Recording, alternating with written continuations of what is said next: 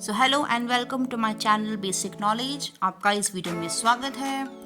तो आज की इस वीडियो में हम देखेंगे हाउ लाइटनिंग ऑकर, बिजली कैसे चमकती है और उसमें से इतनी जोरदार आवाज़ कैसे आती है। ठीक है, तो बचपन से हमें पता है कि जो बिजली की जो स्पीड होती है वो ज़्यादा होती है और जो आवाज़ की स्पीड होती है वो उससे थोड़ी सी कंपैरिजन में कम होती है। इसलिए जब लाइट स्ट्राइकनिंग होती है, जब बिजली चमकती है, तो उस टाइम पे हमें बिजली जो पहले दिखती है लेकिन उसके आवाज़ कुछ सेकंड बाद फिर सुनाई देती है। ठीक है, अब अगर हम जानें कि बिजली चमकती कैसे है, इतनी पावरफुल लाइट, इतनी ज़्यादा एनर्जी कहाँ से प्रोड्यूस होती है, तो मैंने आपको पिछली वीडियो में बताया था कि क्लाउड्स की फॉर्मेशन कैसे होती है।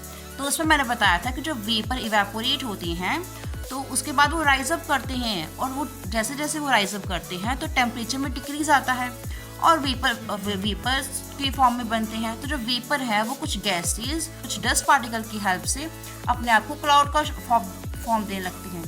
अब क्लाउड का जो फॉर्म देते हैं तो उसके अंदर वो सॉलिड मटेरियल में होते हैं। ठीक है, सॉलिड पार्ट्स में वो अपने आप को स्टोर करके रखा होता है। अब क्या होता है कि जब ठंडी ठंडी हवाएं चलती हैं, इतनी ज़्यादा जब ऊपर इतनी हवाएं चल रही होती हैं तो आपस में ये जो है सॉलिड मटेरियल से आपस में टकराती हैं और उस वजह से क्या होता है कि इनके अंदर एक इलेक्ट्रिसिटी, एक चार्ज प्रोड्यूस होता है। जैसे जो हॉट जो एयर होती है वो राइज अप करती है और जो कोल्ड एयर होती है वो थोड़ी नीचे रहती है। उसी तरीके से करंट में जो होता है, जो पॉजिटिव चार्ज होता है वो ऊपर रहता है और जो नेगेटिव चार्ज होता है वो नीचे रहता है। ठीक है, तो जैसे ये पॉजिटिव चार्ज ऊपर है और नेगेटिव चार्ज नीचे है और उस टाइम पे क्या होता है कि बहुत ज़्यादा ठंडी ठंडी हवाएं चल रही होती हैं पूरे अर्थ पे, क्योंकि बारिश हो रही होती है। ठीक है, तो उस टाइम पे क्या होता है कि जो अर्थ के सरफेस होता है इसके ऊपर भी सेम वही प्रोसेस होता है कि पॉजिटिव चार्ज ऊपर और नेगेटिव चार्ज नीचे सरफेस के इंटीरियर में होता है। ठीक है, अब जब इतना ज़्यादा एक्सेसिव में जो चार्ज है प्रोड्यूस हो रहा होता है, क्योंकि बहुत ज़्यादा हवा चल रही होती है तो बहुत ज़्यादा इंट्रैक्शन हो रही होती है इनके आपस में, तो जब इतना ज़्यादा नेगेटिव चार्ज नीचे आ गया है तो उस नेगेटिव चार्ज को अब जाके कहीं एब्जॉर्ब होना होता है। अब वो चाहता है कि अर्थ उसे एब्जॉर्ब कर ले, वो कहीं पे जाके अपने आप को सबमिट कर ले। ठीक है, तो उस टाइम पे उसे अपने सबसे नज़दीक जो दिखते हैं वो दिखते हैं ये बिल्डिंग्स जिनके अंदर पॉजिटिव चार्ज आया होता है। ठीक है, तो उस टाइम पे क्या होता है कि बहुत ज़ोरदार एक बिजली चमकती है और जितना भी जो सारा चार्ज है अपने आप को इन पॉजिटिव चार्ज के ऊपर थ्रो कर देता है और जिस वजह से ये सारा चार्ज है वो अर्थ के अंदर सबमिट हो जाता है। लेकिन क्योंकि ये जो ऑब्जेक्ट होते हैं, बिल्डिंग्स या फिर ये पेड़ पौधे, तो ये कंडक्टर नहीं होते, गुड कंडक्टर नहीं होते और इस वजह से जो इतना सारा हीट है, इतनी सारी जो एनर्जी है उनको अपने ऊपर आने लगती है और जिससे ये डैमेज हो जाती हैं। ठीक है, और अगर हम जाने कि इतनी ज़्यादा हीट, इतनी ज़्यादा ये जो एनर्जी है जब ये पड़ती है, लेकिन इसके जो टाइम पीरियड है वो बहुत छोटे लेवल पे होता है, बहुत कम समय का होता है, इसलिए हमें बहुत ज़्यादा डिस्ट्रक्शन इसके लिए हमें देखने को नहीं मिलती। ठीक है, अगर हम देखें कि अब जब बिजली जो चमकती है तो दिखती तो है लेकिन उसमें से आवाज़ क्यों आती है, इतनी ज़ोरदार आवाज़ क्यों आती है। ठीक है, तो उसके लिए हम जानेंगे, एग्जाम्पल लेंगे। जब कभी हमारे घर में फ्राइज़ बनते हैं, ठीक है, तो उसमें जो ऑयल हमने डाला होता है उसकी प्रॉपर्टी होती है बहुत ज़्यादा गर्म, क्योंकि उसमें हमने गैस पे रखा होता है तो बहुत गर्म उसकी प्रॉपर्टी हो जाती है, वो ऑयल बहुत गर्म होता है। ठीक है, और जब हम एक फ्राई उसके अंदर डालते हैं, डिप करते हैं,